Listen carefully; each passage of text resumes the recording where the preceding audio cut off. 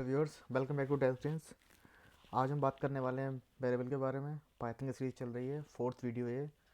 Variable क्या है? बहुत ही मोस्ट इंपॉर्टेंट कॉन्सेप्ट है किसी प्रोग्रामिंग लैंग्वेज के लिए। बिना वेरिएबल के शायद कोई भी प्रोग्रामिंग लैंग्वेज मतलब मानो कि अधूरी सी है।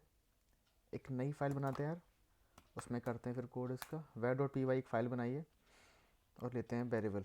वेरिएबल होते क्या हैं? वेरिएबल एक काइंड ऑफ कंटेनर होते हैं जो कि डेटा को होल्ड करते हैं, और ये वेरिएबल किसी भी टाइप के डेटा को होल्ड कर सकते हैं।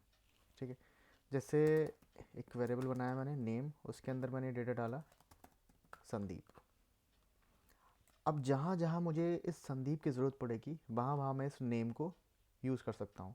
तो इसका मतलब क्या हुआ? एक बेनिफिट क्या है वेरिएबल का? ये कोड की रीयूजेबिलिटी बढ़ाता है कि हमें मल्टीपल जगह इस नेम को नहीं लिखना पड़ेगा, हम इस वेरिएबल को यूज़ कर सकते हैं। ठीक है, लेकिन एक प्रॉपर वे होता है वेरिएबल को लिखने का, वेरिएबल को क्रिएट करने का। मतलब जिसको कहते हैं, इसका नेमिंग कन्वेंशन क्या है कि ऐसा नहीं कुछ भी लिख दिया तो वेरिएबल बन जाएगा। पहले उसको प्रिंट करके देखते हैं कि प्रिंट हो रहा है या नहीं। python 3 var.py, ये देखो प्रिंट हो रहा है। अभी काम करते हैं, यहाँ पर 1 लगा देते हैं। अब प्रिंट करते हैं इसको। ये देखो, वैसे प्रिंट करने की ज़रूरत नहीं है, ये ऑलरेडी बता रहा है एडिटर कि यहाँ पर कुछ एरर है। क्या एरर है? इस पर लिख कर आप देखोगे, कर्सर ले जाओगे तो भी दिखेगा।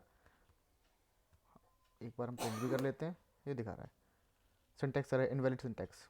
मतलब जो आपने ये 1 लगाया ना, वो इनवैलिड है। इनवैलिड क्यों है?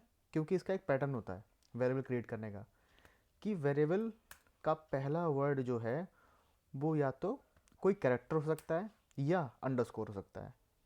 तो कैरेक्टर तो है ऑलरेडी, पर हमने अभी एक नंबर लगा दिया था तो नहीं था, ये इनवैलिड हो गया था। तो मतलब क्या हुआ इसका कि पाइथन का कोई भी वेरिएबल किसी भी नंबर से स्टार्ट नहीं हो सकता। हाँ, अंडरस्कोर से स्टार्ट हो सकता है।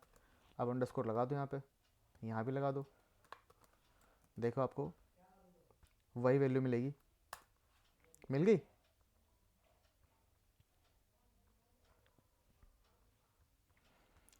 वेरिएबल केस सेंसिटिव भी होते हैं। मतलब यहाँ जो स्मॉल एन है, अगर हम इसको कैपिटल एन कर दें तो सेम वैल्यू मिलेगी? नहीं मिलेगी, एरर दे दिया उसने। बोल रहा है कि अंडरस्कोर जो एन कैपिटल वाला है वो इज़ नॉट डिफाइंड। वो बोल रहा है कि आप इसमें ये तो डिफाइन ही नहीं हुआ, आप इसको प्रिंट क्यों कर रहे हो? जो इसका पार्सर है उसकी नज़र में ये और ये दोनों चीज़ें डिफरेंट हैं, क्योंकि वेरिएबल क्या होता है? केस सेंसिटिव होता है। ठीक है, आपने अगर HTML पढ़ा होगा तो HTML में जो HTML के टैग होते हैं वो केस सेंसिटिव नहीं होते।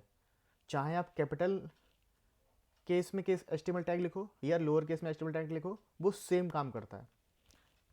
पर यहाँ पर जो पाइथन वेरिएबल है वो केस सेंसिटिव है। ठीक है, मतलब कहने का है कि अगर वो स्मॉल है तो वो स्मॉल में आपको दिखाओगे तभी होगा, और अगर कैपिटल में बनाया है तो फिर कैपिटल में आप यूज़ करोगे तभी उसको आपको एग्जैक्ट वैल्यू देगा। अगर आप यहाँ पर भी इसको कैपिटल एन कर दो, ये सही चल जाएगा। देखो, एरर हट गई। अब प्रिंट करो, आ गया संदीप। ठीक है, तो वेरिएबल के लिए बस इतना ही था। अगर वीडियो इन्फॉर्मेटिव लगी हो, यूज़फुल लगी हो, तो प्लीज़ वीडियो को लाइक शेयर सब्सक्राइब करना, और इस सीरीज़ में बने रहना। पाइथन को एक नेक्स्ट लेवल पर लेकर जाएंगे, और मोस्ट जितने भी अनटच कॉन्सेप्ट हैं उसके, और जितनी भी ब्रांचेस हैं, मोस्ट ऑफ द ब्रांचेस मैं ट्राई करूँगा उसी कवर करने के लिए। ठीक है, तो thanks for watching this video. मिलते हैं नेक्स्ट वीडियो में। नेक्स्ट वीडियो में चेक करेंगे कि डेटा टाइप कौन कौन से पाइथन में यूज़ होते हैं। ठीक है, और कोई क्वेरी हो, कोई सजेशन हो, कुछ भी आपका कोई डाउट हो जो भी नहीं क्लियर हो पाया, कोई प्रॉब्लम आ रही हो इंस्टॉलेशन में, कुछ भी आप कमेंट में मुझसे पूछ सकते हो। Thank you for watching.